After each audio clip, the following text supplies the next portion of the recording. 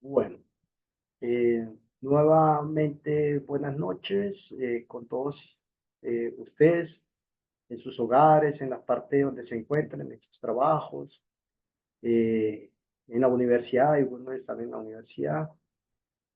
Saludarlos muy cordialmente. Mi nombre es José Javier Villalba.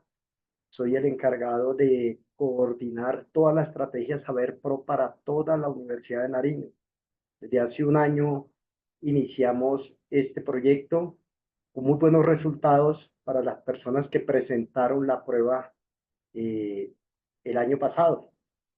Entonces, este proyecto se va a fortalecer, se ha venido fortaleciendo de tal manera de que ustedes para la prueba se preparen y adicionalmente obtengamos unos buenos resultados que les va a ayudar a ustedes, primero, obviamente, a posicionarse con su hoja de vida, porque muchas de instituciones están solicitando los resultados de las pruebas Saber Pro en procesos de selección.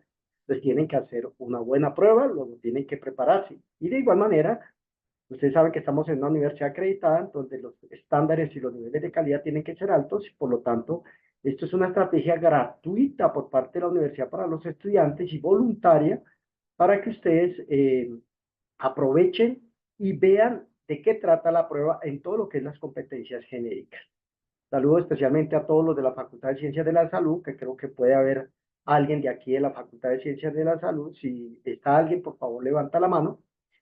Y de igual manera, un saludo especial a todos los de la Facultad de Ingeniería en las diferentes sedes. Ojo, en las diferentes sedes.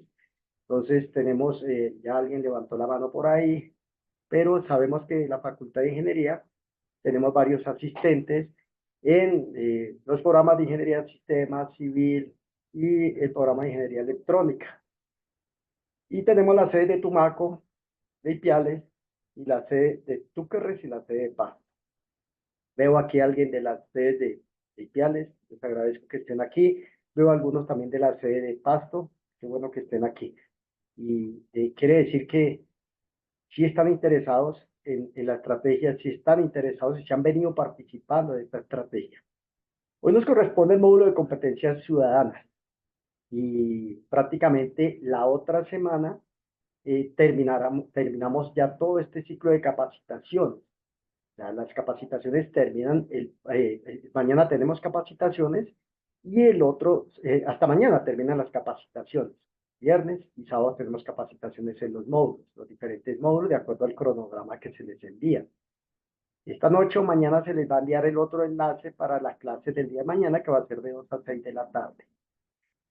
La otra semana, el día viernes, se va a habilitar la plataforma a partir de las 7 de la mañana hasta medianoche para que ustedes realicen el simulacro. El simulacro es de toda la parte de competencias genéricas más la parte de formulación y evaluación de proyectos para los que tengan que presentar ese módulo. Entonces, el simulacro está organizado en un orden en el cual aparece, obviamente, también de acuerdo a la prueba. Ustedes van a recibir un cuadernillo en donde va a estar organizada cada módulo y lo van llenando. Entonces, tienen unos tiempos. Los tiempos preestablecidos para cada módulo son de acuerdo a la prueba real. Pues tienen ese tiempo suficiente. Traten de hacerlo sin utilizar inteligencia artificial, nada. Prepárense ustedes. Miren los tipos de preguntas, miren. No nos interesa de que, no, es que yo tengo que pasar. No, sencillamente necesitamos que reconozcan cómo es la prueba, cómo está. Miren el tipo de respuestas, cuál es la estrategia que van a utilizar para seleccionar la mejor respuesta.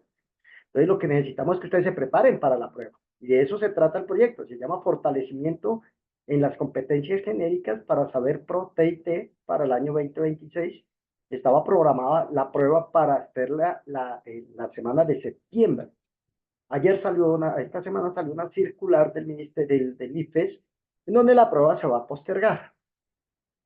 Tengo entendido que va a ser o en octubre o en noviembre, porque tienen que estar pendientes a los correos, estar pendientes a la universidad, que la universidad saque la circular en donde se les diga para cuándo va a quedar la prueba. Listo, ojo, pero ya la prueba no la van a hacer ahorita en septiembre.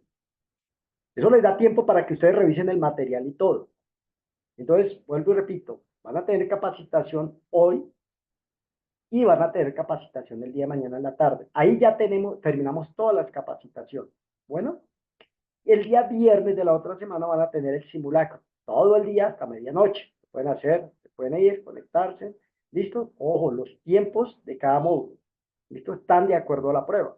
No usen herramientas digitales, no usen solo la plataforma del COE y hagan El día sábado de mañana en 8, después de que realicen el simulacro, nosotros vamos a reunir con ustedes para hacer una realimentación con cada módulo. Entonces, ¿qué quiere decir? Los que quisieran realimentar conmigo van a estar en el horario de 2 a 6 en una de las salas Zoom. Los que quieran realimentar formulación y evaluación de proyectos, competencias, comunicación escrita. Entonces vamos a abrir unas salas por cada módulo para que ustedes se conecten. Ustedes dirán, yo quiero realimentar este módulo. Voy a estar un rato ahí si quiero realimentar este módulo. Vamos a acabar solo 2 horas el otro sábado. Y ahí terminaría la estrategia. Y ya corresponde a ustedes para que presenten la prueba de manera adecuada. No sé si hay alguna inquietud, alguna duda frente a esta aclaración que estoy haciendo frente a la prueba.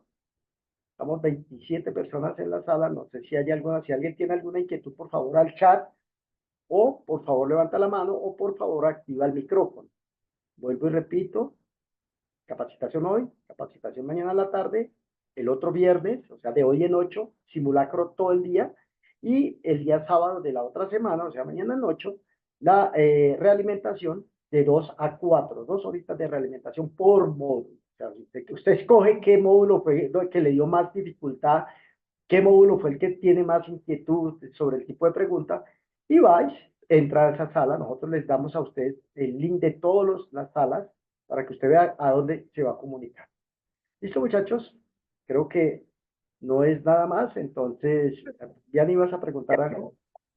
Sí, tengo una dudita. Si nos mueven la fecha de presentación del examen, ¿eso también afecta las fechas de las ceremonias de grado o no tienen, digamos, consecuencia?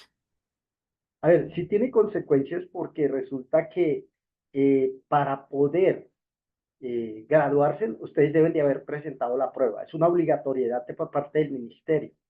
Entonces, si usted, por ejemplo, me imagino que la universidad tiene ya fecha de grado. Entonces, esa fecha de grado, yo creo que sí, la universidad sí tiene bien definida la fecha de grado. Entonces, si alcanza a realizar la prueba antes de la fecha de la ceremonia de grado y los papeles se envían, sencillamente usted cumplió con el requisito, hay que promoverla. ¿Listo? Pero si no, no alcanza el trámite, sencillamente quedaría postergado. Y o sea, si no te pueden promover o graduar si no has presentado la prueba. Es una obligatoriedad por parte del ministerio. Hay que tener muy pendiente. Pero creo que eso no se va bien y no se va más de septiembre. O sea, octubre, póngale primera, segunda semana de octubre está ahí. Si quedaría, yo no sé para cuándo ustedes tengan ceremonia, creo que para diciembre, yo creo que sí alcanza. Sí, ¿Listo? para el 6 creo que es de diciembre. Sí, sí alcanza, mija, no te preocupes. O sea, la prueba la realizan y es válido la pregunta y es muy, muy, muy buena. Pero sí alcanza, sí alcanza. Sí, o sea, yo sé que va a ser en octubre. ¿Cumple el requisito? ¿Ya usted cumplió? Listo, ¿vale? Ok. Gracias, profe. Bueno, ¿alguien más? ¿Alguna otra pregunta? Bueno, listo, entonces vamos a empezar el módulo de competencias ciudadanas. ¿Por qué es importante la parte de competencias ciudadanas y por qué lo está evaluando el IPEX? Entonces, es importante porque ellos quieren saber qué tanto ustedes como ciudadanos, desde sus disciplinas, conocen la Constitución, la aplican, la interpretan, conocen sus derechos, sus deberes, conocen el Estado en donde van a ejercer una labor profesional, independientemente si son del campo de la salud, si son del campo de la ingeniería. Es decir, cómo ustedes son capaces de argumentar o interpretar un enunciado. Entonces, vamos a compartirles inicialmente eh, la chapola que tiene el IPEX en la prueba Saber Pro de lo que les van a preguntar, de las áreas que le van, que necesita el IPEX, preguntarles a ustedes qué tanto en la universidad se hizo ese eje transversal de formación ciudadana y cómo actúan ustedes. Entonces, me permito compartir la primera diapositiva, el primer slash. Listo. Y me confirman si están mirando la pantalla, por favor. Sí, profe, sí se lo puede ver. Gracias, muy amable. Listo. Vale, entonces esa es la primera. Ojo, todo este material está en la plataforma del COES. Aprovechenlo, léanlo, revísenlo antes de que se presente la prueba. En todas las competencias genéricas. Entonces, ¿qué le evalúa? ¿Qué quiere el Ministerio de Educación con respecto a través del IPES? Evaluarle a ustedes en competencias ciudadanas, ¿no? Entonces, el módulo evalúa primero conocimientos. ¿Qué tanto usted conoce, sabe, lee, interpreta? ¿Listo? Elementos como la problemática social donde usted vive, las necesidades, todo lo que está pasando con la política, todo lo que está pasando con las elecciones, en fin. ¿Cómo usted, qué tanto usted conoce? Es el saber, ¿no? También evalúa habilidades necesarias para comprender el entorno social. ¿Cómo usted entiende lo que está pasando en el país? En todo lo que es los procesos electorales, en revocatorias de mandatos, en todo lo que son lo que tiene que ver con la participación de los ciudadanos ante la situación de lo que está pasando en el país. Mire que hay problemas, cada gobierno plantea sus propias directrices y viene otro, lo cambia, sobre todo, por ejemplo, el caso del fracking, el caso de las tomas de decisiones laborales, en salud. Entonces, ojo, que tanto usted entiende, ojo, que tanto conoce, que tanto usted interpreta esas situaciones de su entorno social. ¿Listo? Las problemáticas de su municipio, de su vereda, de su ciudad. Mire el problema de Ipiales con el problema del agua. Entonces, puede salir algunas problemáticas referente al agua. Dice, no, pero es que yo no soy de ingeniería ambiental, yo no soy de ingeniería química para poder interpretar la problemática del agua. Pero es que está pasando una situación en Ipiales que yo puedo, a través de un mecanismo de participación ciudadana, proteger ese derecho que tengo yo a preservar mi vida y a que no, a través del agua, no me afecte la salud.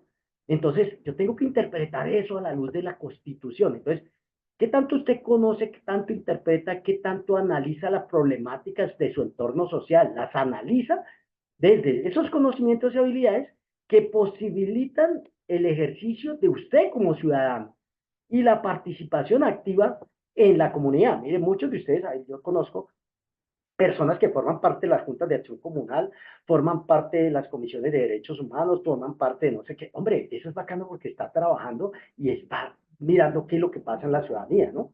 Entonces, mire que es bien importante eso. Eso es lo que le interesa al ministerio. Evaluar qué tanto usted como ciudadano comprende dónde está viviendo y cómo desde su ejercicio profesional, a la luz de lo legal, ojo que el ministerio de ahorita lo va a hacer, lo va a mirar más adelante. Ministerio le interesa no tanto su opinión personal, no, que tanto usted desde el conocimiento de lo que tiene, lo aplica. ¿Listo? Entonces, ¿qué evalúa? Evalúa 4 competencias. De acuerdo a todo lo que le va a evaluar aquí, le evalúa 4 cosas. Primero, la argumentación. ¿Usted qué tanto es capaz de argumentar? La capacidad, por ejemplo, para analizar una situación de discriminación por, digamos, por raza, por credo, por política. ¿Qué tanto usted analiza la situación, la evalúa? ¿Qué tan pertinente es? ¿Y cómo esos enunciados y discursos se están dando a través de algo que es la problemática que está pasando? Problemas de discriminación, problemas de acceso a la educación. Entonces, mire, ojo, que tanto usted lo argumenta, pero a la luz de qué? De la Constitución. Entonces van a haber muchas problemáticas sociales, de vulneración de derechos fundamentales al patrimonio inmaterial de la humanidad, como por ejemplo carnavales, problemáticas, por ejemplo, de preservación de algunas esculturas, de algunos, por ejemplo, todo lo que tiene que ver con las murallas de Cartagena. Entonces, ¿qué tanto usted analiza? ¿Qué tan pertinente, qué tan válido es ese enunciado que colocaron adelante? Entonces, lo primero es que tanto está argumentando. Y aquí hay algo muy importante, hay que saber leer bien el enunciado, leer muy bien para interpretar. Segundo elemento que le va a evaluar, los conocimientos. Aquí la parte de conocer, y es lo que vamos a trabajar un poquito el día de hoy, es los conocimientos sobre la Constitución Política de Colombia. Y la Constitución política que tiene, derechos, deberes y cómo está organizada la Constitución, el Estado. O sea, ¿qué tanto usted conoce, por ejemplo, que es un mecanismo de participación ciudadana como el voto? como por ejemplo el plebiscito, el referendo, eso le van a preguntar. Obviamente con un caso de estudio, tal, ¿usted qué aplicaría si se da esta situación? ¿Aplica un referendo? ¿Aplica un plebiscito? ¿O qué? ¿Listo? ¿Cuál es el mecanismo que usted cree que se va a aplicar? Y si usted cree, ya no es cree, ¿no? Desde la Constitución se va a aplicar esto. Entonces, le van a evaluar conocimientos de derechos y deberes de los ciudadanos y cómo está organizado el Estado. Ustedes saben que nuestro Estado tiene rama ejecutiva, legislativa, judicial y órganos de control. Entonces, ahí le van a hacer preguntas sobre la Procuraduría, la Contraloría, la Defensoría del Pueblo, ¿no? ¿Listo? Los ministerios, el Ministerio de Educación, van a haber preguntas de ese tipo. Entonces, ¿qué tanto usted conoce la Constitución? ¿Qué tanto usted conoce sus derechos? ¿Y qué tanto usted conoce sus deberes? Esto lo vamos a revisar hoy de forma muy rápida, volver a recordar algunas cosas, que es lo que vamos a trabajar el día de hoy. Tercera competencia, el multiperspectivismo. O sea, las diferentes perspectivas que tengo yo frente a situaciones. El pensamiento de ese, por ejemplo, ambientalista, el pensamiento de este científico, el pensamiento de este defensor de derechos humanos, el pensamiento de la policía, el pensamiento de los estudiantes. Entonces, ¿desde qué perspectiva se analiza un problema? Entonces, se evalúa la capacidad para analizar un problema o un conflicto social desde diferentes perspectivas. Pero a la luz, vuelvo, insisto, a la luz no de opiniones, sino a la luz de la Constitución y las normas. Código de convivencia ciudadana, ojo con eso. ¿Listo? Ojo con eso. Código de convivencia ciudadana. Hay que darle una repasada al código de policía, ¿no? Que es el que nos dice cómo nosotros debemos de vivir en un edificio en donde vivimos varias familias, ¿no? En un parque, con las mascotas, cómo debemos actuar con los ancianos, con los jóvenes, pero la perspectiva a la luz de lo legal. ¿Listo? Y por último, el pensamiento sistémico, el poder relacionar. Todo trabajamos a la luz de los sistemas, ¿no? Evaluar la capacidad de comprender la realidad social. Mire que sigue insistiendo en la comprensión de la realidad y del entorno, a partir de diferentes dimensiones presentes en los problemas sociales y sus posibles alternativas de solución. Ojo, posibles alternativas de solución. ¿Cómo solucionaría usted ese conflicto? ¿Qué haría? Un diálogo, ojo. Un conflicto que hay entre una pareja por la parte de alimentos. Bueno, ¿usted cómo solucionaría? No, pues para eso tenemos las casas de justicia, ¿o no? A dónde ir, a dónde hacer llegar a la pareja, entablar un proceso de conciliación, ¿no? Entonces, esa es una forma de solucionar los problemas desde un pensamiento mucho más que sistémico. Los ingenieros de sistemas para eso son muy buenos, porque ven teoría general de sistemas y saben que todo está relacionado. Es eso, es poder interpretar y relacionar una problemática y por qué sucede, ¿no?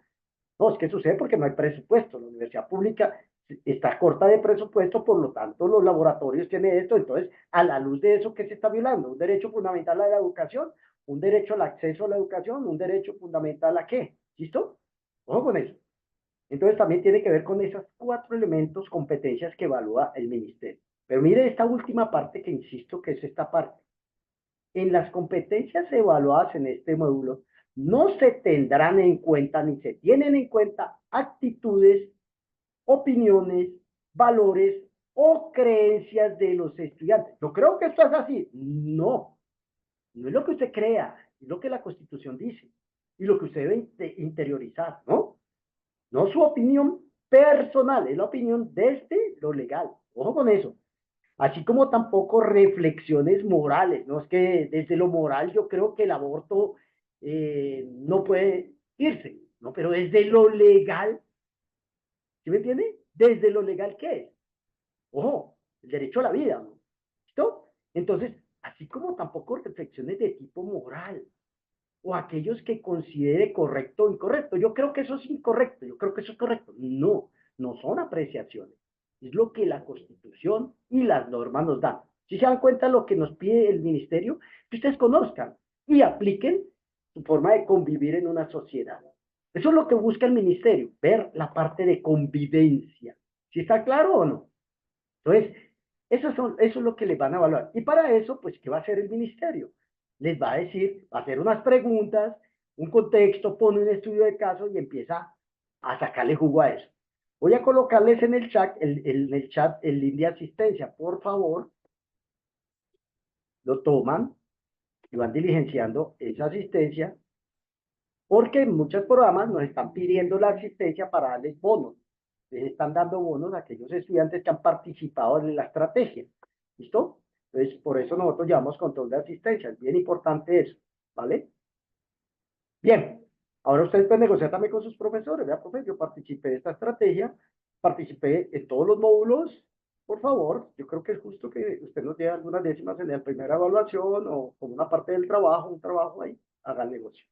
La primera parte es de qué consta la prueba. La prueba consta de evaluar esas 4 competencias que le buscan, no opiniones personales, todo a la luz de la Constitución.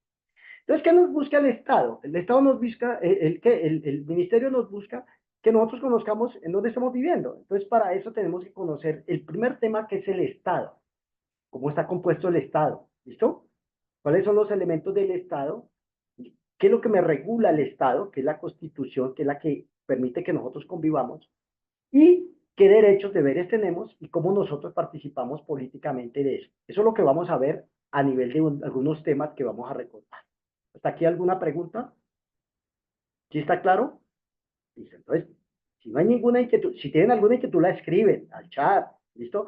Al grupo de WhatsApp, ahorita no estoy mirando el celular, pero si tienen alguna inquietud, por favor, la dan a conocer, ¿listo? Ojo, no opiniones personales, no, o sea, mire, en ciertas ocasiones hay que quitarse la camiseta para poder evaluar algo. Quítese la camiseta de la selección Colombia si tiene que evaluar a la selección Argentina, o quítese la camiseta de otro y no se ponga la de un partido político para evaluar otro, ¿no? No, ojo, neutral, de lo que dice la Constitución, lo que dice la ley. Entonces vamos a trabajar, el primer elemento es conocer el Estado. Para eso hay varios documentos ahí en la plataforma. Entonces, ¿qué es el Estado? ¿Y qué elementos son importantes en un Estado? Si usted no conoce su Estado, que es el Estado colombiano, está mal. Porque sabemos que el Estado colombiano tiene muchas cosas bellas, como tiene problemáticas sociales bravas, problemáticas en salud, en educación, ¿listo? Problemáticas en la parte económica, en la parte financiera, pero eso es lo que tenemos que saber, dónde estamos. Entonces, lo primero que vamos a hacer es el Estado. Entonces, voy a compartir la pantalla y vamos a ver el primer documento, el segundo documento, que también está en plataforma, que se llama este documento, el Estado y su organización. Allá está en la plataforma.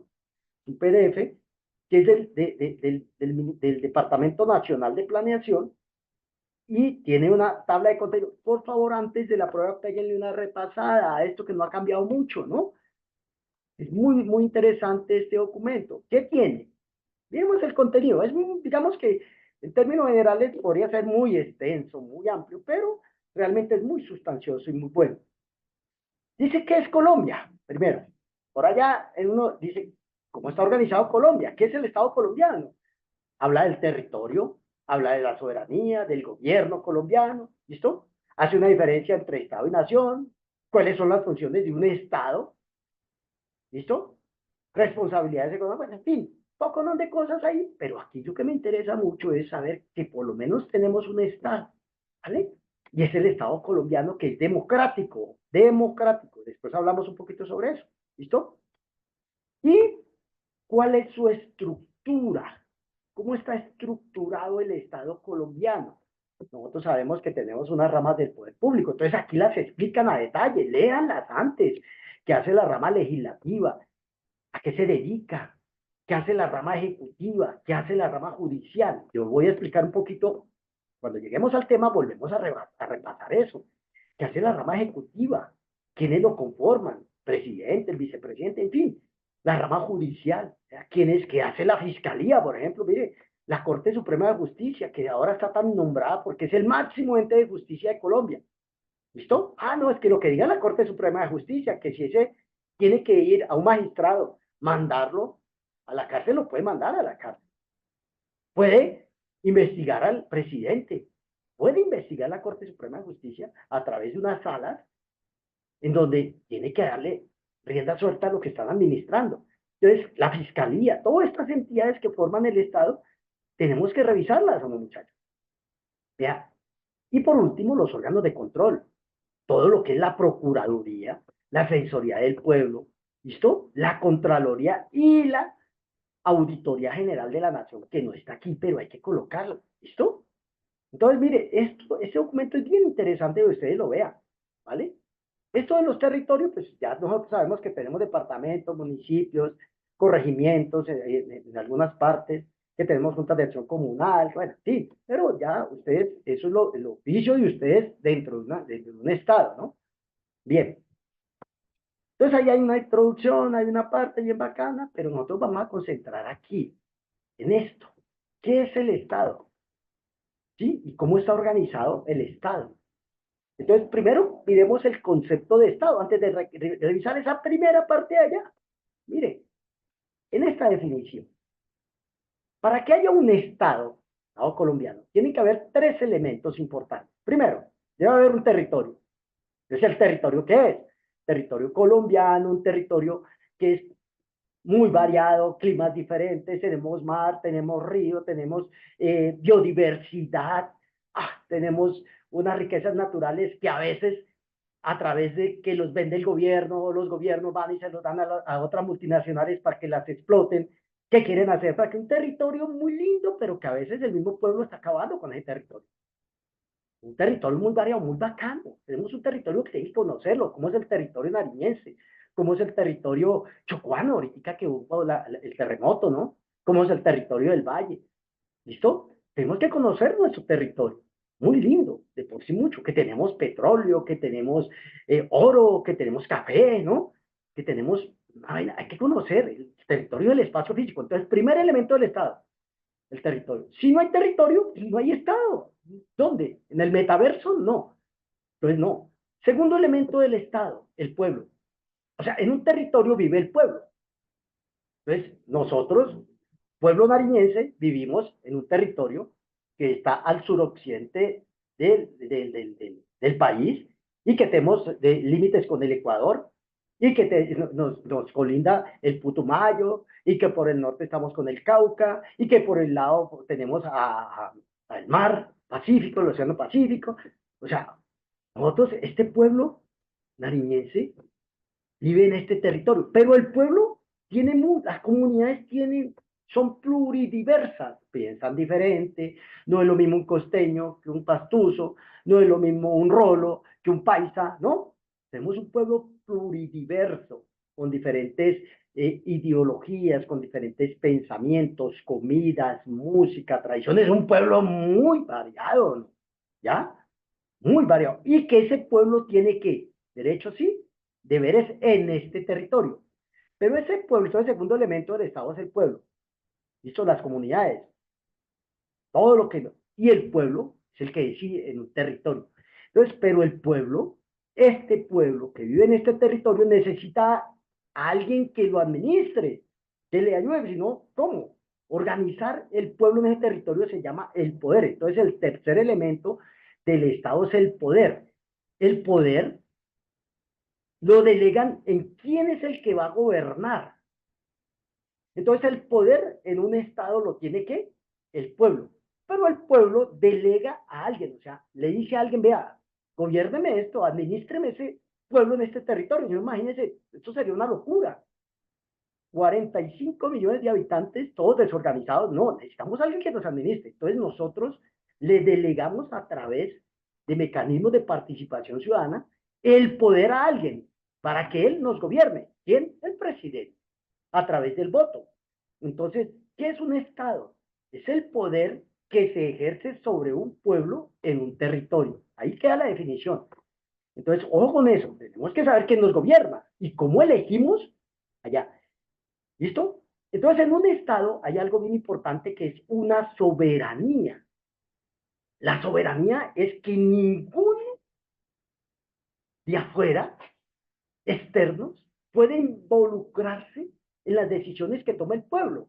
Entonces, la máxima autoridad en un territorio es el pueblo. Y la soberanía máxima la tiene ¿quién? El pueblo. Y el pueblo es el que decide qué hace. Si el pueblo decide cambiarle presidente, lo puede cambiar. Pero es el pueblo en totalidad. Pero acuérdate que aquí tenemos 12 millones y pucho y 12 millones, un poquito menos, dividido, está dividido, ¿ya? Entonces, ojo, el pueblo es el que decide quién lo va a gobernar. El pueblo decide si lo gobiernan bien o lo gobiernan mal. Pueblo, no más. Pero el pueblo puede cambiar. En el caso del Ecuador, caso de Perú, caso de Bolivia, donde han cambiado gobiernos, el pueblo ha cambiado gobiernos. ¿Listo? Entonces, lo más importante es conocer de qué está compuesto el Estado. De un territorio, de un pueblo y de un poder. Pero el poder se le delega a alguien que lo gobierne, para que administre el Estado, administre al pueblo en ese territorio. Miremos arribita algunas definiciones, poquitas, que no es mucho. Mire, entonces dice, algo, Colombia es un Estado social de derecho. Primero, primer elemento. Ojo, Colombia es un Estado social de derecho. Y si Colombia es un Estado social de derecho, como Estado, tenemos un pueblo, un territorio y tenemos poder. ¿Listo? Y se dice que es Estado social de derecho porque en Colombia existen protecciones y garantías a los derechos fundamentales. La salud, la educación, ¿listo? El trabajo. Entonces hay derechos fundamentales, la vida, la autodeterminación de los pueblos. O sea, hay un Estado, en Colombia hay leyes. Por eso somos un Estado social de derecho. Ojo que esto es bien importante tenerlo en cuenta. En un Estado social de derecho, que somos Colombia, las leyes se respetan. Hay leyes. ¿Listo? En un Estado social de derecho hay deberes y derechos. Y se deben respetar y se deben proteger. Dice que está organizada una república unitaria, descentralizada, autónoma. En fin, hay una serie bien bacana aquí, cosas que dice la Constitución, que después la vamos a ver, porque dice que está organizado en forma de una república unitaria, es decir, somos única y las leyes son para todo el pueblo. No es que tenemos unas leyes para uno, no, para todos, ¿listo? Las leyes son únicas, ¿no? No es que el gobernador va a sacar nuevas leyes, no. El gobernador saca acuerdos o resoluciones. El alcalde saca acuerdos y resoluciones, pero la ley es para todo el país. Por eso dice somos una república unitaria.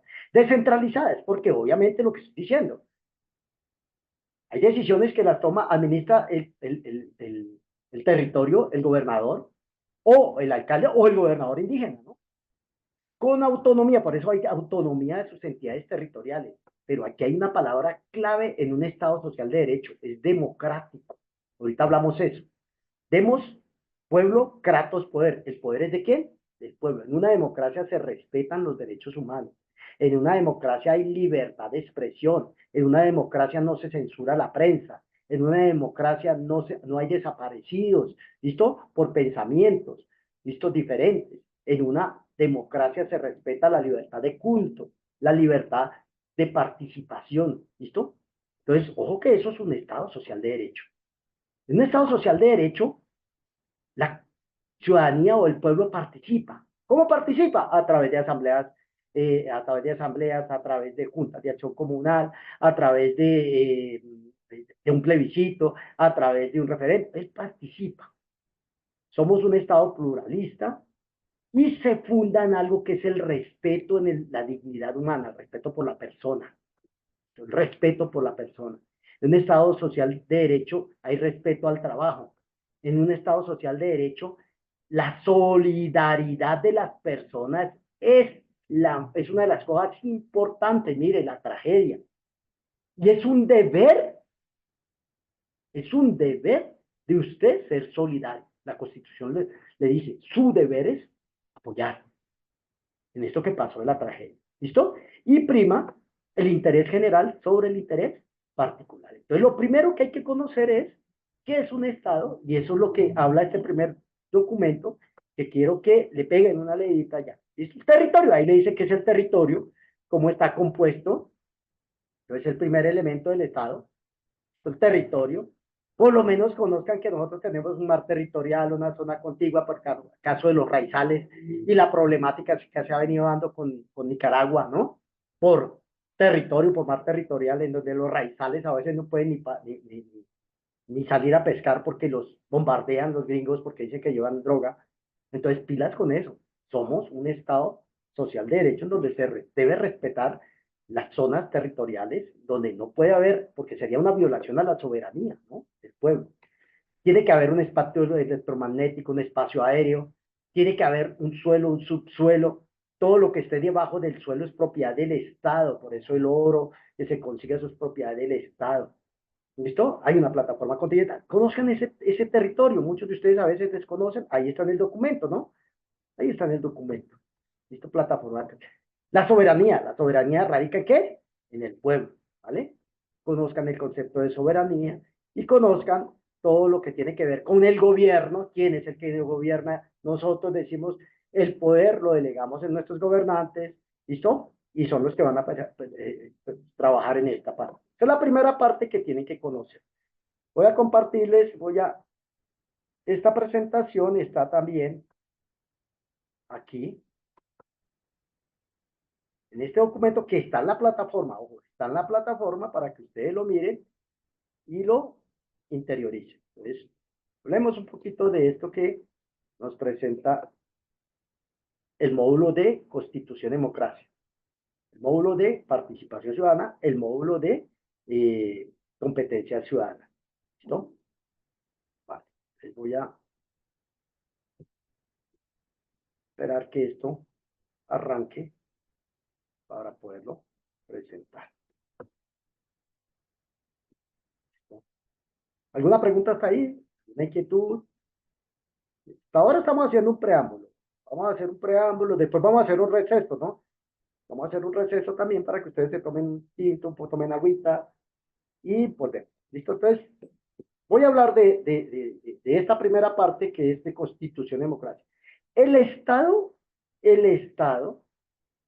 como tal, para poderlo gobernar, se le delega al gobierno a alguien, el pueblo le delega, pero siempre y cuando respete algo que se llama la Constitución política, ¿vale?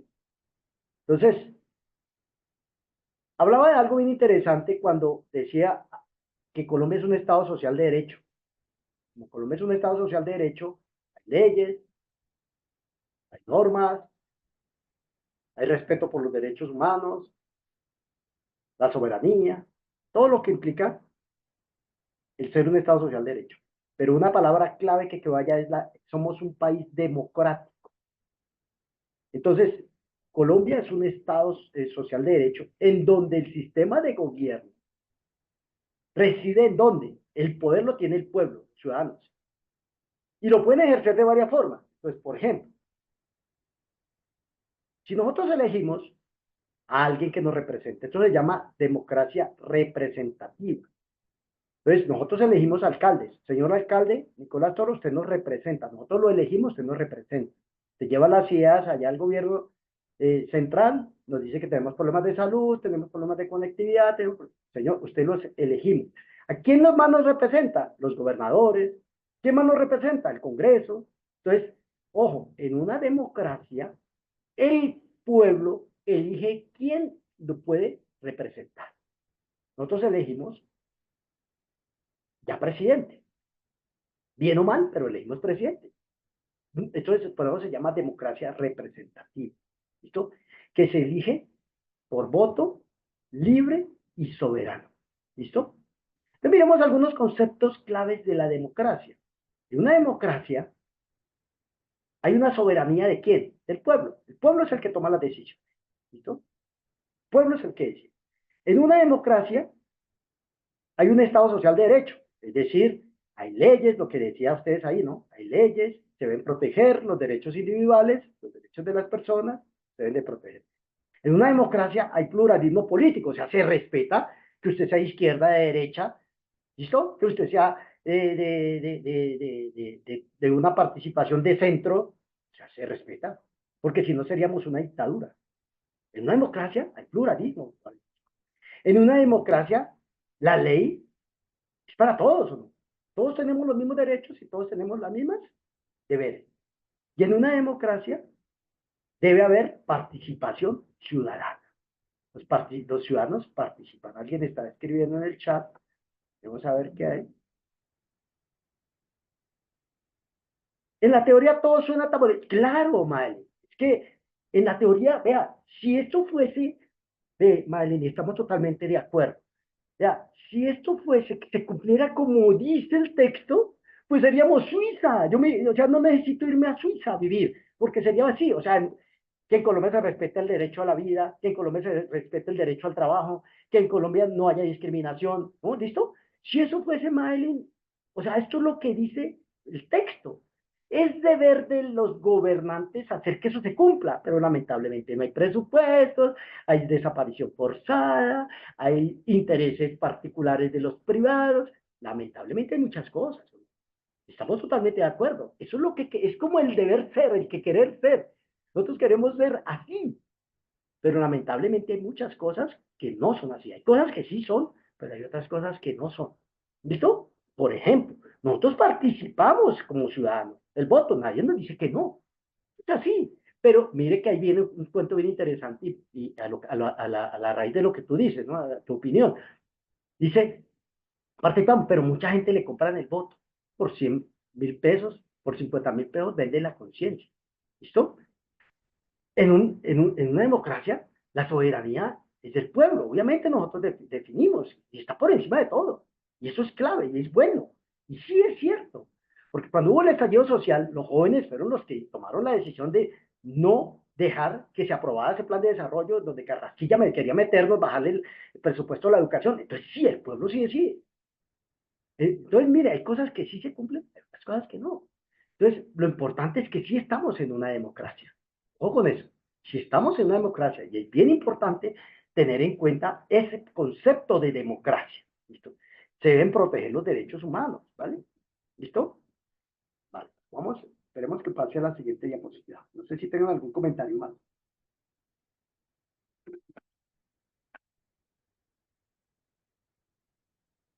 Se quedó en veremos.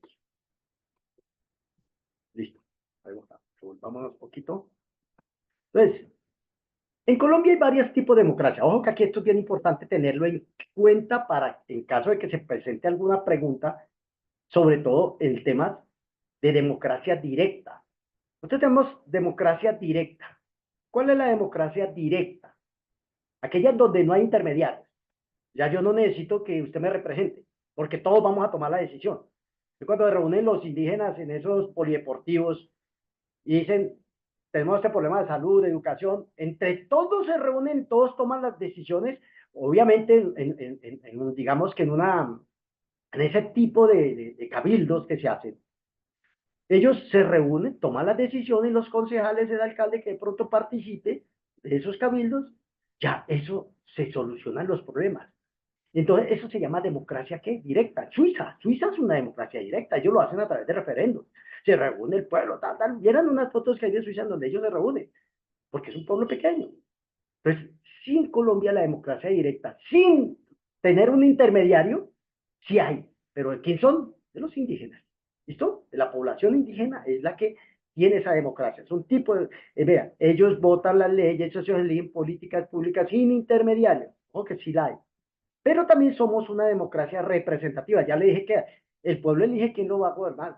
Presidente, vicepresidente, senadores, concejales, representantes a la Cámara. Nosotros los elegimos. Eso se llama nosotros. No nos podemos... Entonces, vea, ustedes representan, nos lleven a sus ideas. Pero llegan al Congreso, llegan con sus ideas personales y el pueblo lo dejan atrás. Y lástima, ¿no? Pero somos una democracia representativa. Pero también somos una democracia participativa. Mire los tres elementos, tres tipos de democracia que hay. Colombia es, y hay directa, sí hay, pero somos una democracia representativa y participativa es porque la Constitución de 1991 nos dio dientes para participar en las decisiones del Estado. ¿Cómo? A través de consultas populares, a través de plebiscitos, a través de referendos, a través de acción populares, a través de acción de tutelas, ¿o no? Mire qué bacano, podemos participar, ¿o no? Eso no lo teníamos en la Constitución de 1886. Sí ya tenemos ahora en la Constitución de 1991. Entonces, mire, ojo con eso, tipos de democracia. ¿Listo? Entonces, para eso tenemos que conocer cómo ese Estado, con ese territorio, ese pueblo y ese gobierno, ¿listo? Va a convivir. Y para eso se crea esto que se llama la Constitución Política de Colombia. La Constitución Política de Colombia, la Carta Magna, la que nos dice cómo debemos de nosotros comportarnos en un territorio, cómo nos van a gobernar, quiénes nos van a gobernar.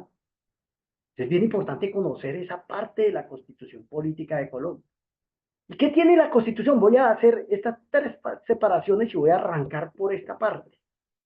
Entonces, la Constitución tiene un preámbulo, lo que decía Vianney O'Malley me decía ya. Me decía, es que, profe, qué bacano que eso se cumpliera. Eso se llama el preámbulo. La Constitución tiene un preámbulo, tiene unos principios, unos fines del Estado. El fin del Estado es garantizar la educación. El fin del Estado es garantizar la salud. Eso suena muy bacano, ¿o no? El fin del Estado es garantizar la vivienda, el trabajo digno y decente, ¿o no? Ese es el fin del Estado. Garantizar el bienestar de su población, ¿o no? Eso suena en un preámbulo, ustedes leen el preámbulo de la Constitución y suena bien bacano, que si eso se cumpliera todo, estaríamos hechos, ¿o no? Pero lamentablemente somos un país donde tenemos problemáticas económicas fuertes y de gobierno muy fuertes. Entonces, lo primero que tiene el Estado en su estructura es un preámbulo. Allá están los principios y fines del Estado. Ahorita revisamos algunos. Pero también tiene una parte que se llama la parte dogmática, derechos y qué, y deberes. En esa parte dogmática están todos los derechos que debemos nosotros seguir, los deberes que debemos de cumplir y cómo lo debemos de hacer. Ojo, esa es la segunda parte.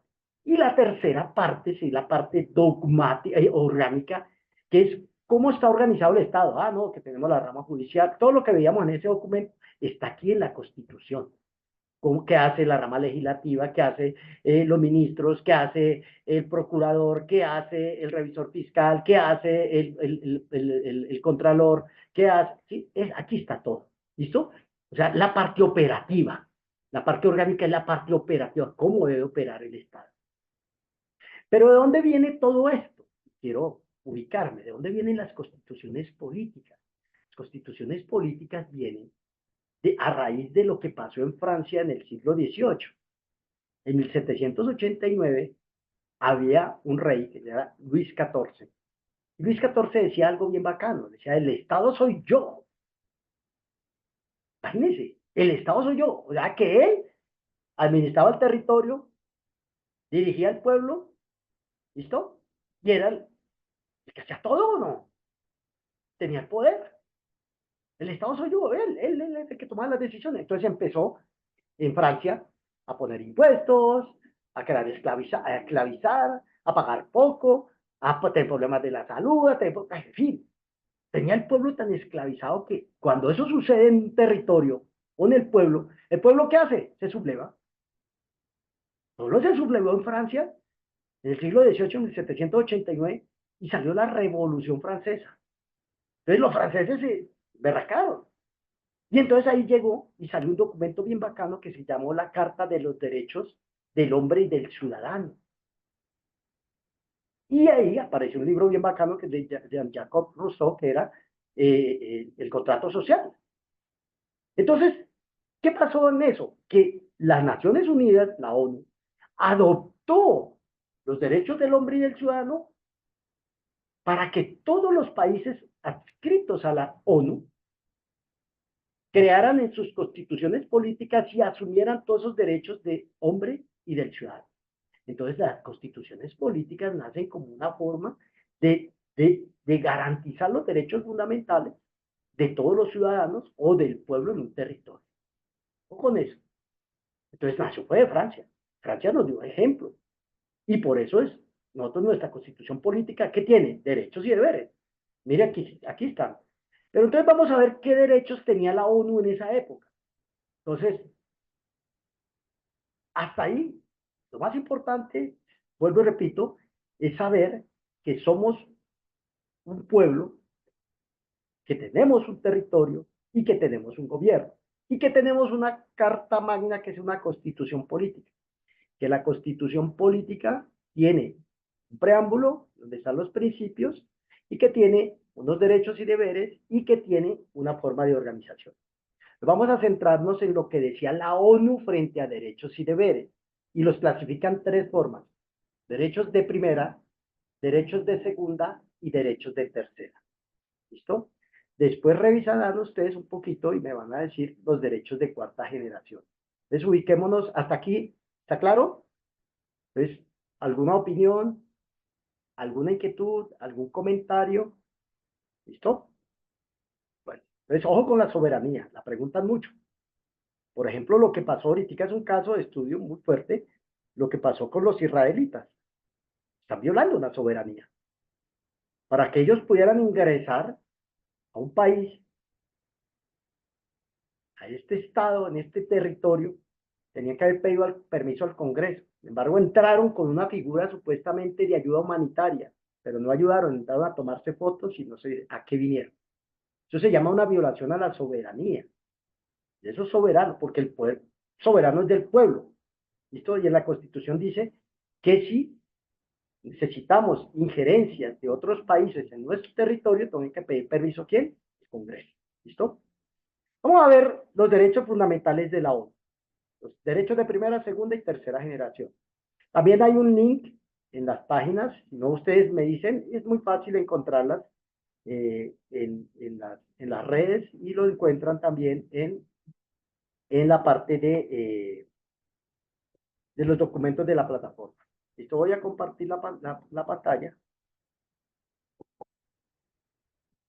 ¿Listo? Ya dice cuando sean las 7:30 para hacer un receso y continuar.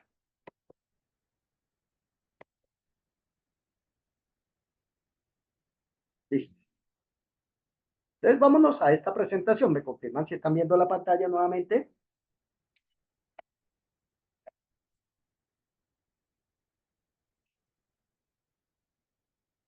Sí, profe, ¿Sí se puede están ver. escuchándome? Sí.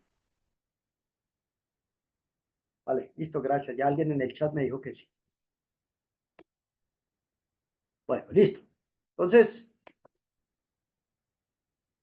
la ONU, a raíz de lo que pasó en Francia, clasificó los derechos en tres. Derechos de primera, derechos de segunda y tercera generación. Pongan cuidado a esto porque ahí salieron varias preguntas en pruebas Saber Pro. Al menos salió una. Por ejemplo, preguntaban, haciendo un ejercicio de la paz.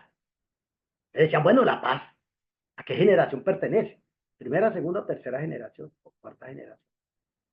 Y ahí quedaba como loco. Obviamente no le van a preguntar de memoria. Le ponen un ejercicio y dicen si es cierto que ese enunciado sea cierto. Si es cierto que tal y tal. Entonces, resulta que la paz no es un derecho de primera generación. Entonces, por eso es bien importante tener esa clasificación. Los derechos de primera generación, según la ONU, son los derechos civiles y políticos.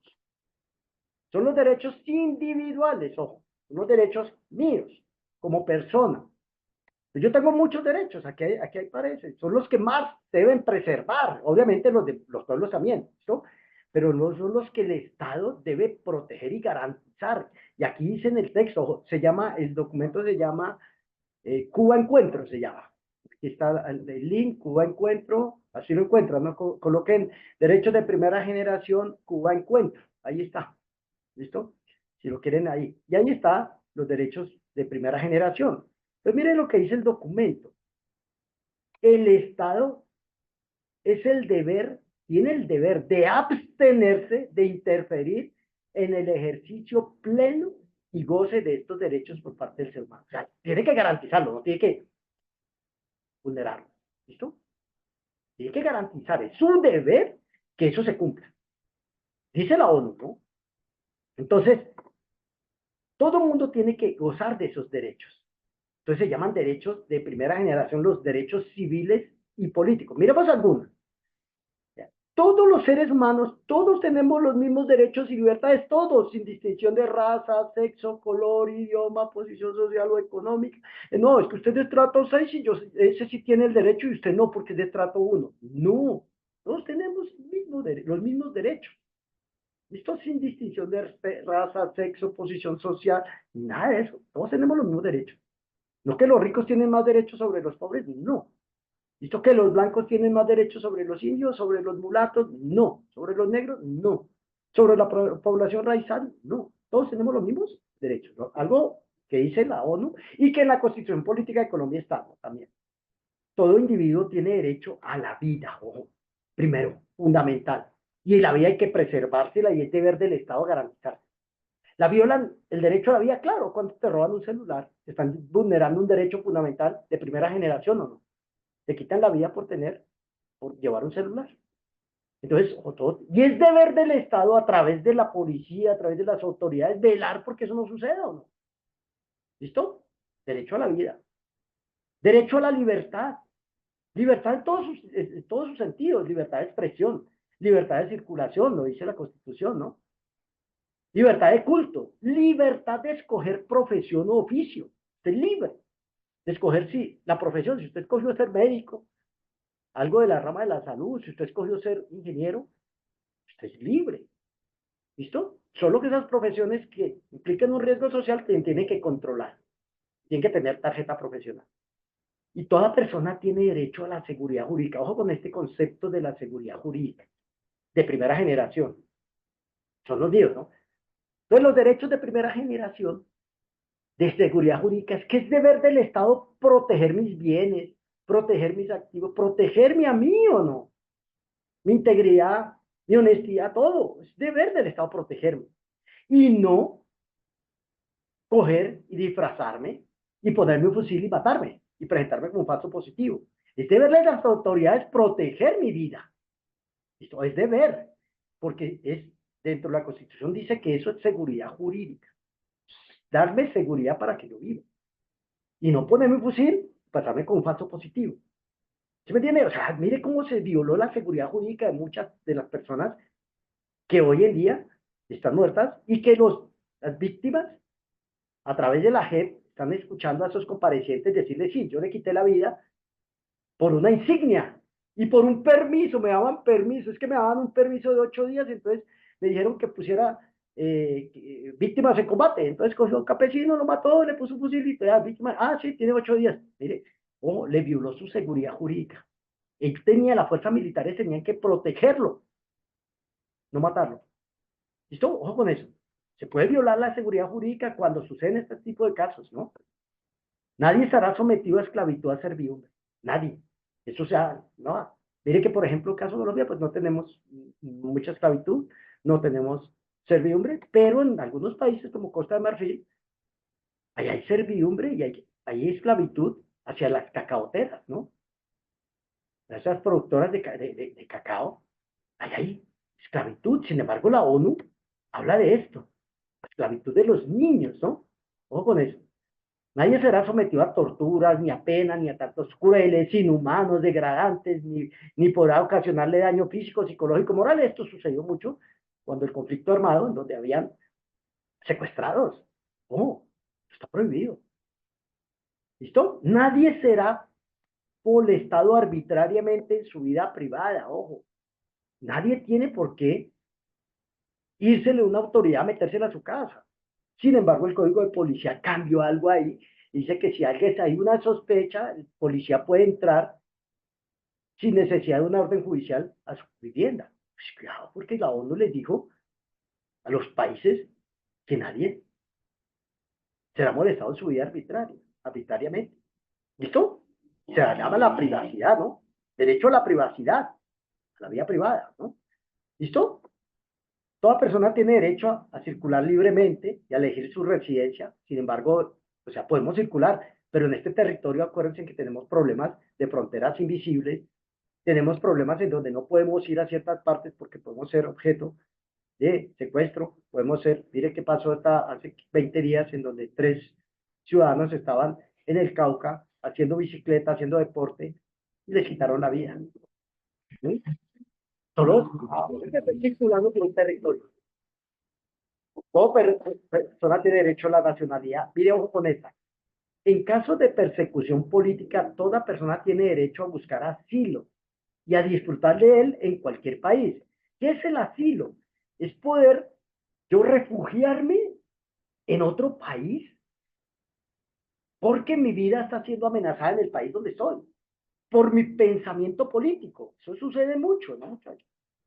Ojo, el asilo se otorga en otro país cuando hay pensamientos políticos y el Estado no está de acuerdo con eso y entonces lo amenaza a la familia y tienen que irse. Ahorita muchos ya están saliendo porque por sus pensamientos y esto pueden tener problemas y tienen que asilarse en otro lado. Pero ojo, el asilo es por persecución política, no es por cometer un delito. Mire qué pasó con María del Pilar Hurtado, que era la directora del extinto DAS, del gobierno de Álvaro Uribe Vélez. Ella se encargó de, cuando estaba el DAS, Departamento Administrativo de Seguridad, de chuzar líderes sociales, políticos, empresarios, sindicalistas, y toda esa información la pasaba a los organismos del Estado para que hicieran lo que quisieran con eso. Ella fue condenada a 15 años de cárcel, pero pidió asilo político en Panamá y se lo otorgaron. Pero, hombre, si está condenada a 15 años, no puede, eso no es asilo político.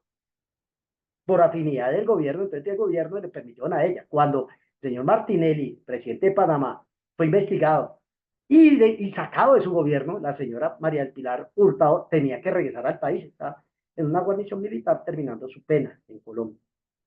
Pero mire que ella le dieron un asilo político que no era asilo político. ¿Listo?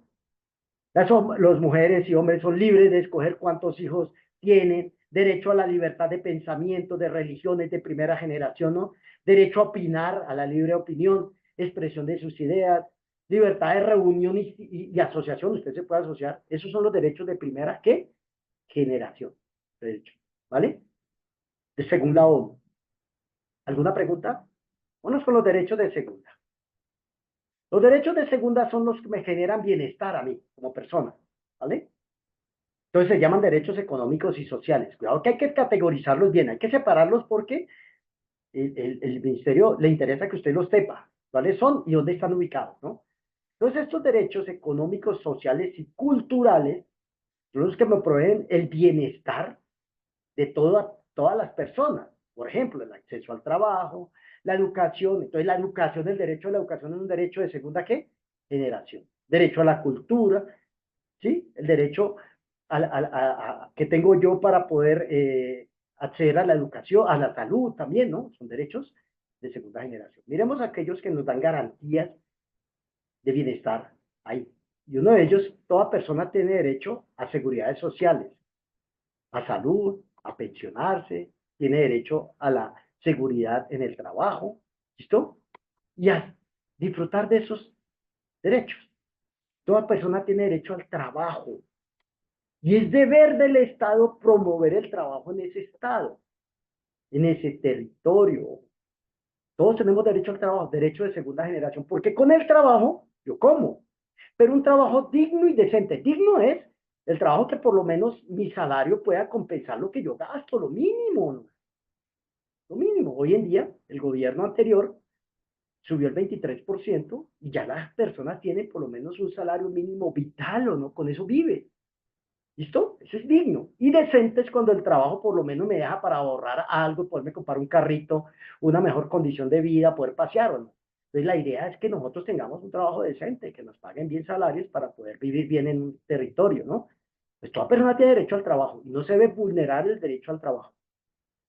Toda persona tiene derecho a un nivel de vida adecuado, ¿no? A la salud, a la alimentación, al vestido, a la vivienda, a la asistencia médica. ¿Listo? Son derechos de segunda generación.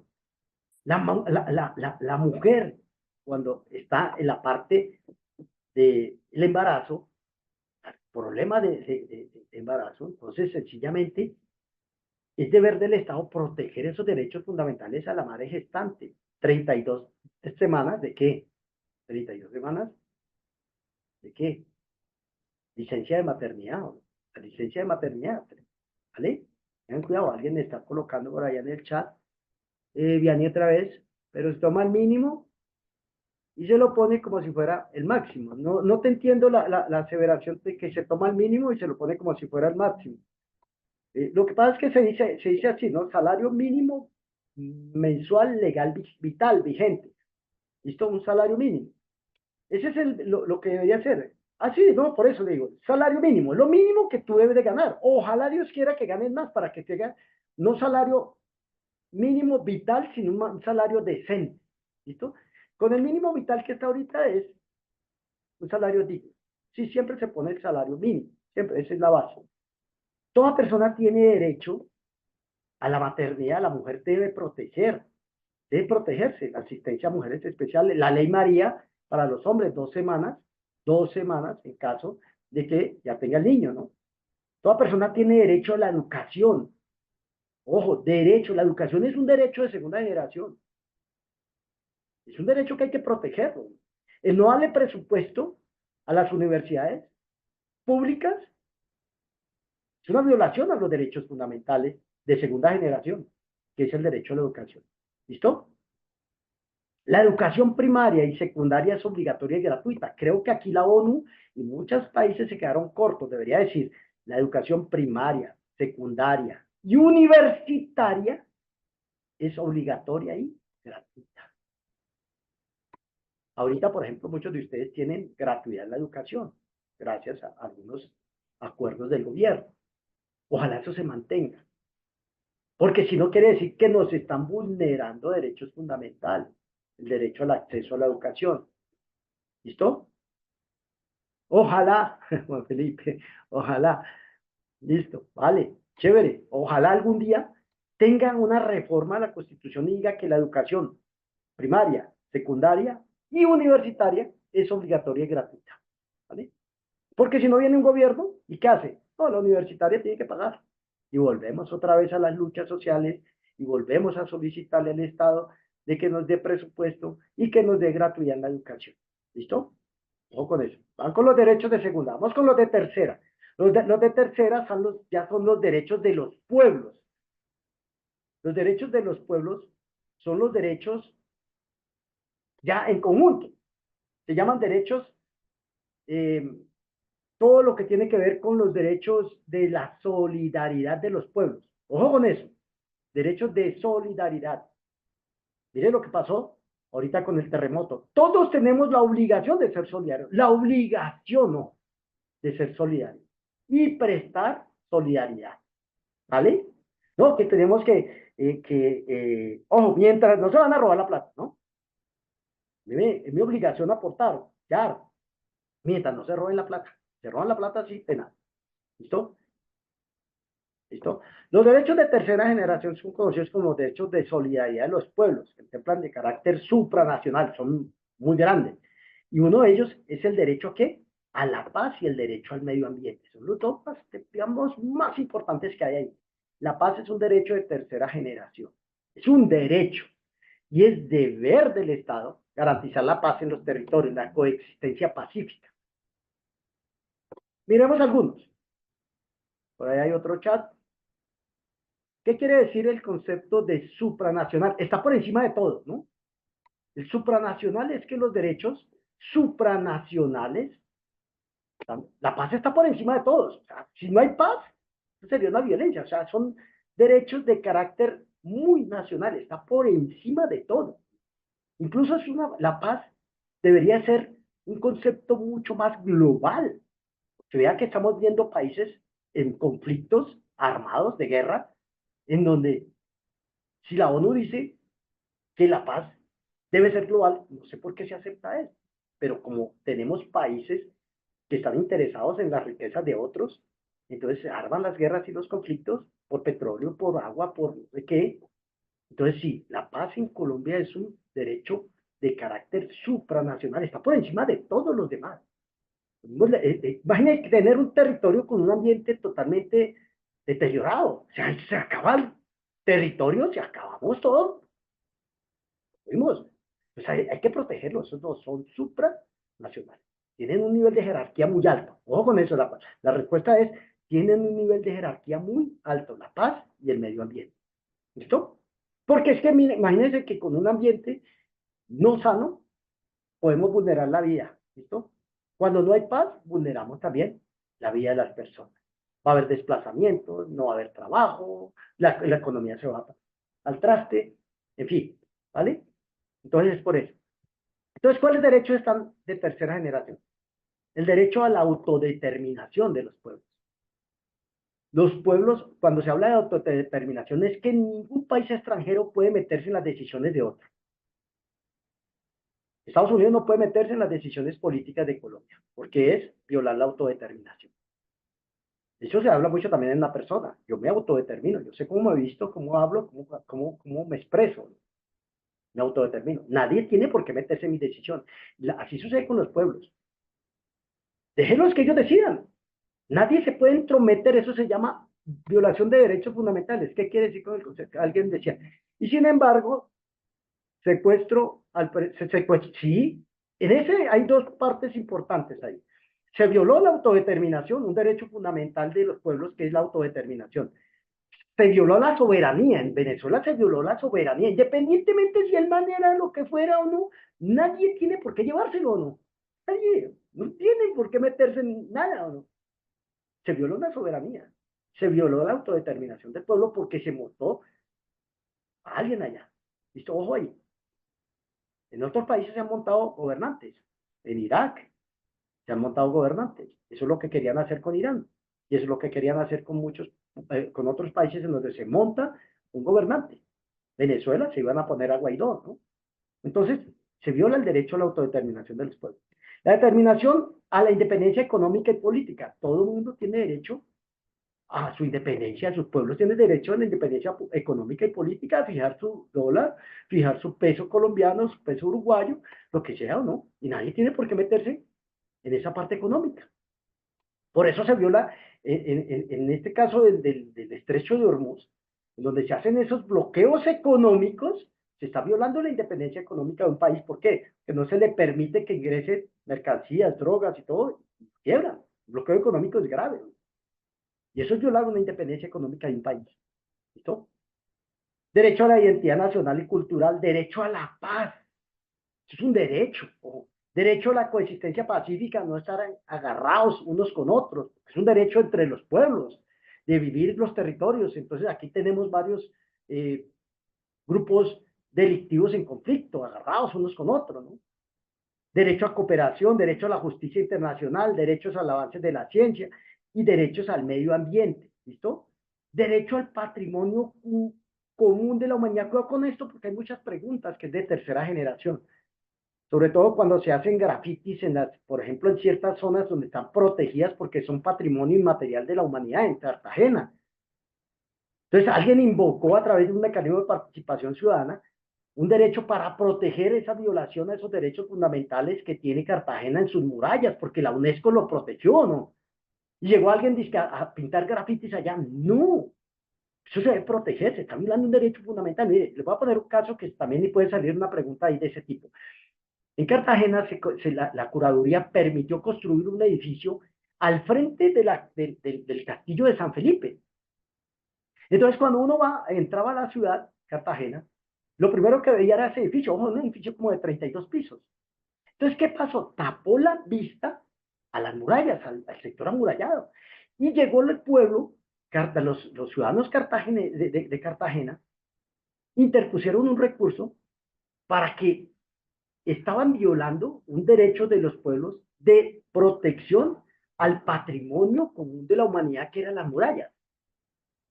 Y invocaron un recurso. Hicieron interpusieron un recurso, y ahorita los miramos cuáles son los más adecuados, y sencillamente le dijeron al alcalde, mijo, o tumba eso, la UNESCO le dijo, o tumba eso, o no le damos plata dejan de ser patrimonio común e inmaterial de la humanidad. Le tocó tumbarlo, ya lo tumbaron. Mire qué bacano, porque estaban violando un derecho fundamental que era el derecho a que su ciudad tuviera su castillo totalmente despejado. Y no les permiten construir en una zona de sus edificios de 4 o 5 pisos pues, para que no tapen el sector amurallado. Entonces eso se llama. Aquí tenemos un patrimonio común que lo son los carnavales. Eso se puede, si hay algo que viole ese carnaval, nosotros podemos como pueblo invocar un recurso de protección a ese derecho fundamental. ¿Listo? Vale, entonces ahí están los derechos de primera, los individuales, los derechos de segunda que me permiten vivir dignamente, trabajo, ¿listo? El derecho a la salud, derecho a la educación y derechos de tercera, los de los pueblos, ¿listo? Derecho al medio ambiente y derecho a la paz. Por favor, me consultan los derechos de cuarta generación, rapidito, antes de hacer un receso. Los derechos de cuarta generación, ¿vale? No son de la ONU, pero sí ya hoy en día los ordenamientos jurídicos tenemos que irlos incorporando. Tenemos 30 personas aquí. ¿Alguien falta por la lista? ¿Todos están en la lista?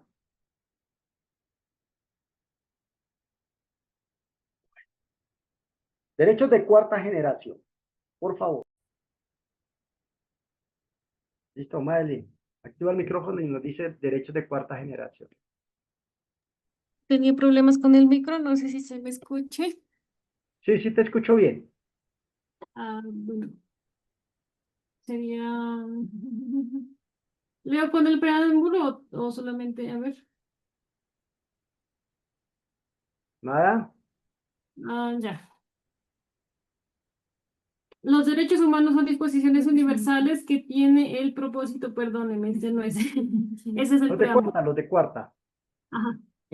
La cuarta generación de los derechos humanos obedece a la necesidad que tiene la sociedad de tener una legislación vanguardista en relación con los cambios que trae la ciencia y la tecnología, la modernidad y la evolución del ser humano para Ya, adaptarse a los cambios del medio. Las TIC y la biotecnología son dos de los más grandes focos de la cuarta generación de los derechos humanos. Las TIC son un conjunto de herramientas relacionadas con la transmisión, procesamiento, perdón, y ujú, almacenamiento digitalizado de la información. La biotecnología, por su lado, es la aplicación tecnológica que utiliza sistemas biológicos y organismos vivos o sus derivados para la creación o modificación de productos o procesos para usos específicos. ya, vale, vale. Listo, mire, ahí tocaste varias cosas. Tiene que ver con el uso de las tecnologías, ¿listo? Tiene que ver con el uso de la informática, con el uso de los recursos tecnológicos. Dale, muy bien por eso. A ver, Villota, Jesús Villota, ¿está por ahí? Colabórenos un poco de esto. Jesús Villota, ¿está por ahí? No está Jesús Villota. Entonces, a ver, Quiñones, Michael Quiñones, dónde está conectado Michael? ¿Tumaco o Pasto? Michael, activa ese micrófono. Tuma- Tumaco, a ver, ¿qué encontraste, Michael?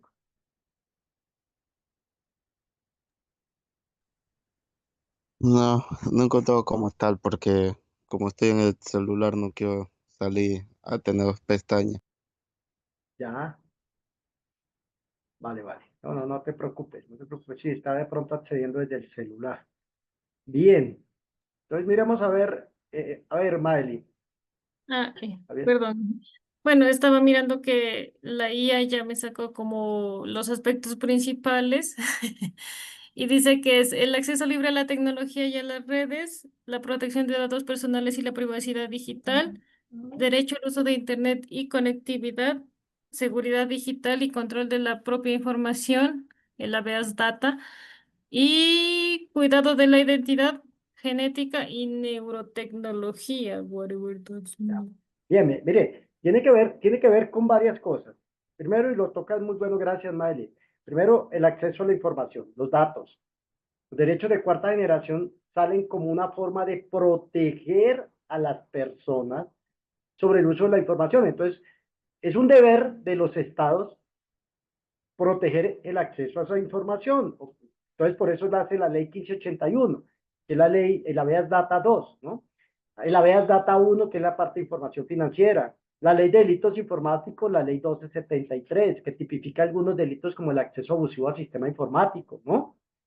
Entonces, la suplantación de identidad, el acceso a redes sin el debido permiso. Entonces, mire que todo esto que tiene que ver con el manejo de las tecnologías, las redes sociales, la información, es algo que tiene que protegerse, porque mire que a través de un ataque de sexting o de grooming, es lo que sucede mucho a veces, utilizando las plataformas virtuales, las redes sociales, si hay acoso, ciberacoso, a las personas les pueden vulnerar su integridad, su privacidad, los pueden llevar hasta la vida, hasta perder la vida a través de un suicidio, ¿no? Entonces, lo que buscan los derechos de cuarta generación es proteger a las personas porque pueden ser atacadas mediante el uso de las tecnologías. Entonces los gobiernos lo que hacen es generar normas de convivencia mediante el uso de las redes sociales y las tecnologías. Mire lo que está pasando mucho con la inteligencia artificial, la suplantación de identidad, los perfiles falsos, ¿no? En donde a una persona le pueden hacer un video y con eso le pueden dañar la integridad y lo pueden dañar su vida o no. ¿Listo? Listo. Les recuerdo que tendrían que ver con el Internet como derecho fundamental. ¿Listo? y el impacto de la inteligencia artificial, como lo dice su compañero ahí. A mí me parece que tienen que tener mucho cuidado ustedes con esos derechos de cuarta generación, ¿no? Los derechos de cuarta generación que no los contempló la ONU, pero debido a los cambios tecnológicos tenemos que contemplarlos nosotros, ¿vale, muchachos? Doy gracias, Madeline, por esa información, gracias a todos los que aportan esa parte importante, revísenlo, porque es lo que está pasando. Vulneran derechos fundamentales, derecho a la intimidad, por ejemplo, y derecho a la privacidad cuando a uno le hackean un Facebook, un correo electrónico, ¿no? Suplantación de identidad, perfiles falsos o no. Perfiles en Internet, en Instagram. Entonces, pilas con esos derechos. Entonces, ya vimos los derechos fundamentales. Voy a terminar esta sesión con algo que ya está en la Constitución, con un documento que también está ahí, ¿no? Entonces, es eso. Permítame un momentico. Voy a compartir la pantalla y vamos a mirar los que ya están en la Constitución sobre eso. Derechos y deberes. Termino esta primera parte con este documento que está aquí. A ver, se me fue para otro lado. Sí.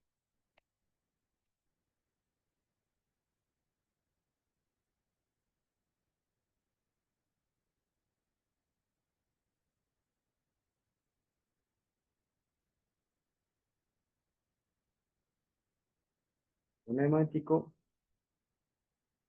Abro primero la página. Ya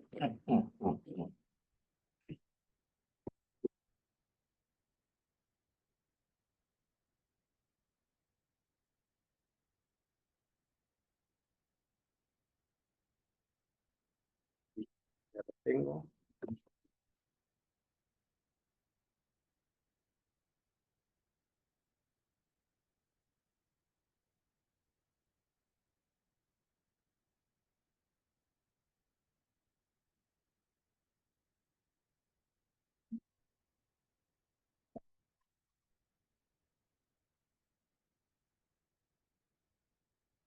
Bien, entonces aquí tenemos derechos y deberes. Este es otro documento que está también en la plataforma. Este es de una empresa que desde hace muchos años se ha dedicado a capacitar personas para las pruebas, sobre todo ahorita que vienen los concursos docentes, ¿no? Y las pruebas CIFES también, ¿no? Entonces se llama el Grupo GEAR. Ha compartido materiales y tiene muy buen material para que ustedes lo tengan y lo sigan, ¿no? Entonces dentro de eso aparecen los derechos y deberes, ¿no? Entonces, miremos algunas cosas de este documento. Pues voy a mirar, primero, aparecen los deberes, pero yo voy a orientarlo primero sobre los derechos, ¿no? Aquí están los derechos.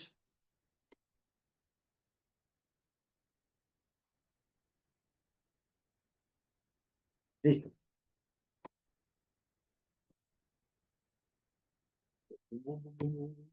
Todo esto es teórico que lo pueden ir revisando también, pero voy a ir avanzando. Son las 7:30, profe. Listo, ya. Termino esta parte. Esto ya son las 7:35. Bueno, listo, voy a detener esta parte. Voy a dejar de compartir. Que sí, gracias por la observación porque ustedes se cansan mucho. Bueno, iniciamos.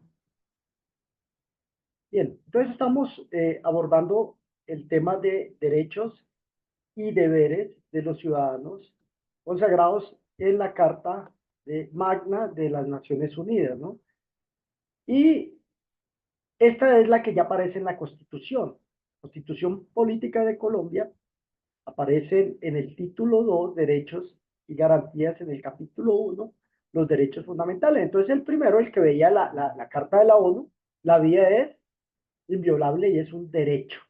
Y no habrá pena de muerte. Por eso cuando muchos de ustedes dicen, no, pues pena de muerte a violadores, entonces tocaría cambiar la Constitución, ¿no? ¿Listo? Pena de muerte a no sé qué. No, es que no se puede, ¿no? ¿Estamos? No habrá pena de muerte.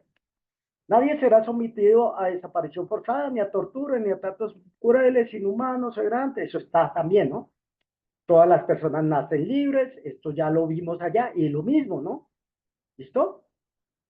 Y, vea, ojo, nacen libres e iguales ante la ley y recibirán la misma protección y trato de las autoridades, ¿no? Ojo con eso.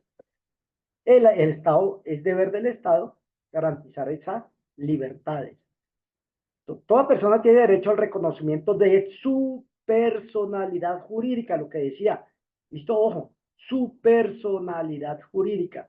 O sea, que usted, su honra, sus bienes, todos los debe proteger el Estado y nadie tiene que violarle ese derecho a su personalidad jurídica, su buen nombre, ¿no? Su buen nombre. No puede decir usted es un delincuente. No, hasta que no se compruebe lo contrario. ¿Listo? ¿Vale? Todas las personas tienen derecho a su intimidad personal y familiar y a su buen nombre. ¿Sí ven? Importantísimo. Y el Estado ahora va a respetarlos y hacerlos respetar. ¿Listo? Ojo con eso. Aquí viene la parte de la privacidad de los datos, sobre la recolección de los datos a través de la Big Data, pero es un derecho fundamental consagrado en esto. ¿Listo? Todas las personas tienen derecho al libre desarrollo de su personalidad. Mire que eso es fundamental cuando los muchachos a veces les dicen, no, es que usted tiene que vestirse así, usted tiene que peinarse así, usted no lo podemos dejar andar así porque aquí hay una norma. No, pues ojo, yo tengo derecho a mi libre desarrollo de la personalidad, sin limitaciones que las que imponen los derechos de los demás y el orden jurídico. Ojo con eso. ¿Listo? Se prohíbe la esclavitud, la servidumbre, ya lo hablé. ¿Listo? Se gozará de la libertad de conciencia, ojo, de conciencia. ¿Listo? Ojo que esto, hay muchas preguntas de estas, ¿no? Se garantiza la libertad de conciencia. Nadie será molestado por sus razones y convicciones y creencias, porque eso es otra cosa importante, ¿no? A veces, en algunos casos, por sus creencias, no los dejan entrar a ciertos recintos, a ciertas partes. Ahí le están violando un derecho fundamental. ¿Es el derecho a qué? A la libertad de conciencia. Solo por el hecho de cómo es usted. ¿Listo? Se garantiza la libertad de los cultos, ¿no? Las religiones también, ¿no? Y que toda persona tiene derecho a profesar libremente su religión, difundirla y divulgarla. El derecho, ¿no? A veces esto se viola cuando en ciertas instituciones que profesan la religión católica dicen, no, usted es protestante, usted no puede ingresar aquí. O se viola el derecho al trabajo y se viola el derecho a la libertad de culto cuando usted por X o Y, usted es musulmán, predica la religión musulmana, entonces dicen, no, usted aquí no puede, no tiene derecho a entrar. Ojo con eso. ¿Listo? Todas las confesiones religiosas e iglesias son igualmente libres ante la ley. Se garantiza la libertad de expresión, pensamiento, opinión, ¿no? Todo con la censura, ¿no? Mire que hoy apareció algo sobre censura ya, ¿no? Censuraron todas 23 emisoras comunitarias, se censuraron, totalmente cerradas, que estaban en el gobierno anterior, y eso se llama violación a la libertad, censurar la opinión de la gente. Toda persona tiene derecho a presentar peticiones respetuosas ante autoridades, ¿no? Entonces esto lo vamos a ver ahorita, que es exigir que se cumplan las leyes, presentar un derecho de petición o no, ¿vale? Todo colombiano con limitaciones que establezca la ley tiene derecho a circular libremente en el territorio nacional y el trabajo es un derecho y una obligación social y gozan todas las modalidades de protección del Estado. Toda persona es libre de escoger profesión o oficio, usted y las profesiones se deben regular si tiene un riesgo social. ¿Listo? Estos son los derechos. Y hay más, ¿no? Derecho al medio ambiente, el derecho a la autodeterminación de los pueblos. ¿Listo? Vamos a ver la parte de los deberes, que a veces nosotros hacemos mucho los derechos, pero no nos centramos en los deberes. Entonces miremos algunos deberes que están en este pequeño documento. Entonces, primero, son deberes de toda persona o de ciudadano, respetar los derechos de las otras personas y no abusar de los propios. Obrar conforme al principio de solidaridad, es un deber. Obrar conforme al principio de solidaridad social. Obrar, ojo, que eso sucede ahorita si lo llaman a que usted colabore en un terremoto. ¿Listo? Es su obligación y es su deber de apoyar esas, respondiendo con acciones humanitarias ante situaciones que pongan en riesgo la vida y la salud de las personas. Su deber respetar y apoyar a las autoridades. ¿Listo? Ojo con eso. Defender y difundir los derechos humanos, propender por el logro y mantenimiento de la paz, colaborar con el buen funcionamiento de la administración de justicia y proteger los derechos culturales del país y naturales, obviamente, ¿no? ¿Listo? Y pagar los impuestos. Su deber es pagar, contribuir con el financiamiento de los gastos, pagar los impuestos. ¿Listo? Entonces, mire que aquí ya nos metimos en el tema, terminamos el tema de derechos y deberes. Además, mínimo que usted ve lo que dice el Ministerio de Educación a través del IFES, es que usted lo mínimo que debe conocer es cuáles son sus derechos y cuáles son sus deberes. ¿Vamos? Vamos a la siguiente parte, la estructura del Estado. En la siguiente parte se orienta a ver cómo está organizado nuestro Estado. Pues vamos a compartir un recurso para que ustedes lo miren. Todo este documento está, vuelvo y repito, en plataforma, ¿no? Bien.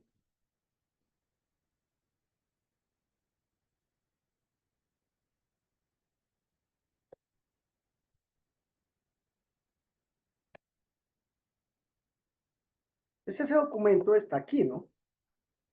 Es como está organizado el Estado colombiano. Nosotros estamos organizados así. Me dicen si están viendo la pantalla. Bueno, que sí. El Estado colombiano, la Constitución lo ha organizado así. Tenemos las ramas del poder, del poder, que son la legislativa, la rama ejecutiva y la rama, ¿qué? Judicial. Ojo con eso.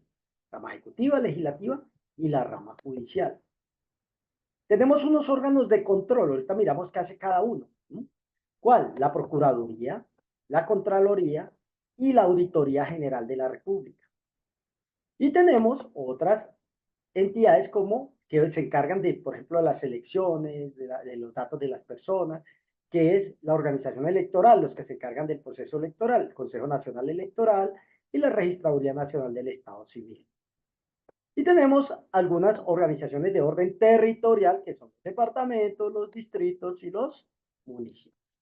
En este documento que dice el Estado y su organización, que está también en plataforma, están todas las funciones de cada una de ellas. ¿Listo? Empecemos por la primera. La primera que está aquí. ¿Y es la rama qué? Ejecutiva. ¿Cuál nos sale ahí? La rama legislativa. La rama legislativa. La rama legislativa son los que hacen las leyes. ¿Quiénes la conforman? Congreso y qué? Y Senado. ¿Listo? El Congreso y el Senado. Ellos son los que se encargan de hacer qué? Las normas. Listo, entonces seguimos.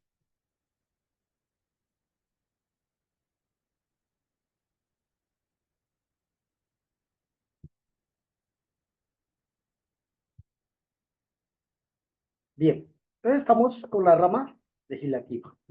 Voy a adelantarme aquí un poquito en la parte de participación ciudadana para esta presentación tenerla aquí y ubicarnos un poco aquí. Aquí está la estructura del Estado. Entonces estamos aquí, que es la rama legislativa. La rama legislativa se encarga de hacer las leyes, las normas, aprobar o improbar, posesionar al presidente. Entonces, ¿quiénes conforman la rama legislativa? El Congreso. Ojo, aquí es donde se salen las leyes. El plan de desarrollo es una ley. Entonces, el Congreso puede modificar una norma. La Constitución se puede modificar vía Congreso. Lo que vamos a hacer es, nosotros lo que vamos a hacer es, a través de una entidad que obviamente falta parte del gobierno, sencillamente lo que vamos a hacer es justicia, verdad, reparación y no repetición. Se creó un mecanismo para que los comparecientes dijeran qué fue lo que pasó en ese conflicto. Y la Justicia Especial para la Paz tiene la función de juzgar también en ese acuerdo. Y decirle a esos comparecientes, listo, lo vamos a condenar a tantos años, pero la pena va a ser bajo esta modalidad. Las dos personas que han sido condenadas han sido, digamos que, mucho más de ejemplo. Ustedes van a hacer esto, lo otro, lo otro. Entonces se creó eso, y eso es lo que quiere este gobierno acabar, ¿no? Que no haya verdad. Pero la idea es que sí haya esa verdad, que permanezca la JEP. Entonces es una entidad que se creó ahí. Entonces tenemos,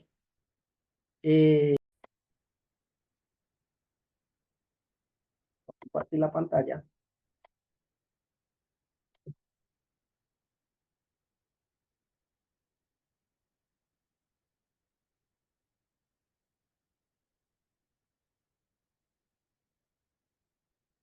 Permítame un momentico.